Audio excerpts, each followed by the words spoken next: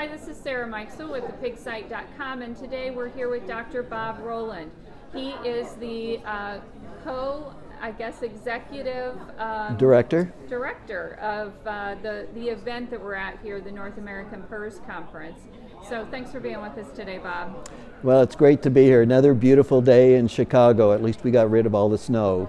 Definitely. So tell me a little bit about the conference so far from a PRRS perspective. What are some of the headlines and what are some of the things that people are talking about here? I think there are really two big headlines. The one is that PRRS is still with us. It's still having an impact on the industry, and there's still a lot of things we don't know. But if there's a second headline, is that African Swine Fever can't be far behind. And I think you almost see the alarm bells going off in terms of the industry, producers, and scientists really kind of creating a sense of urgency to find solutions for ASF. And that kind of brings me, I guess, to my second question is, this is a PRRS conference, is right. What the headline is, but it's definitely evolved over time, has it not?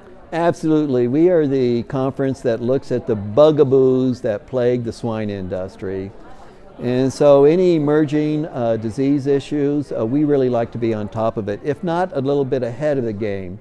We've been doing ASF talks for the last couple of years, even before the appearance of ASF in China. So in terms of the infectious disease world, we like to be just a little ahead of the curve.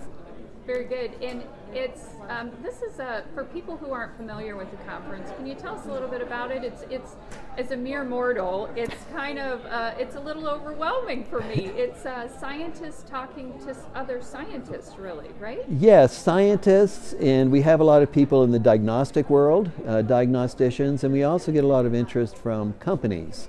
Great. And it has two platforms. One is to discuss the latest research, to develop some collaborative efforts, but the second part is to really educate the larger community.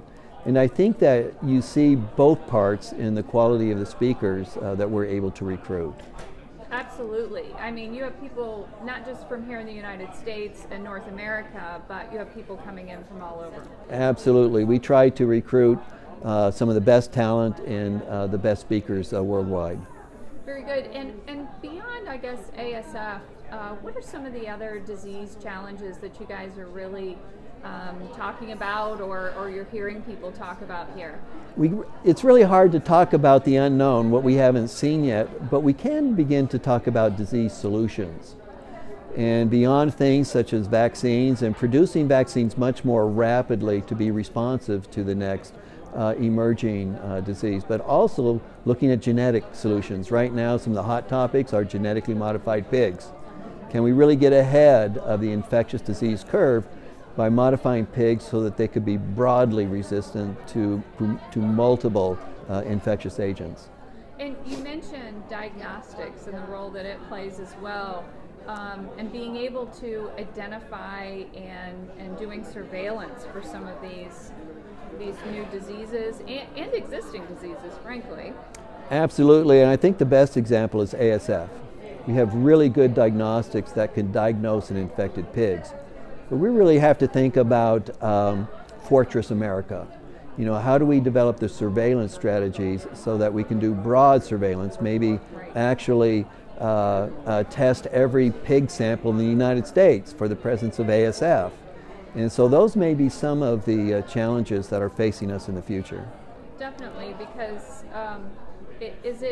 I haven't heard anybody say this today, but we did hear one of the speakers say, why don't we have a vaccine yet? And that's what they're talking about here is what are some of those missing links or gaps, right?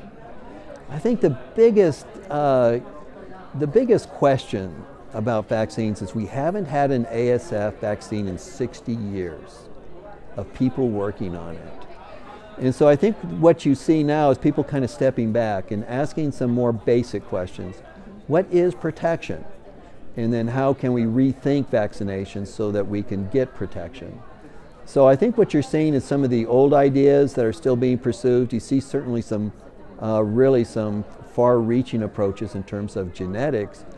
But the question is, do we really need to step back and rethink the immune response to African swine fever? Well, thank you so much, Bob, for all the information today. We really appreciate it. Well, thank you for visiting us. I'm happy to do so. This is Sarah Mikesel with thepigsite.com.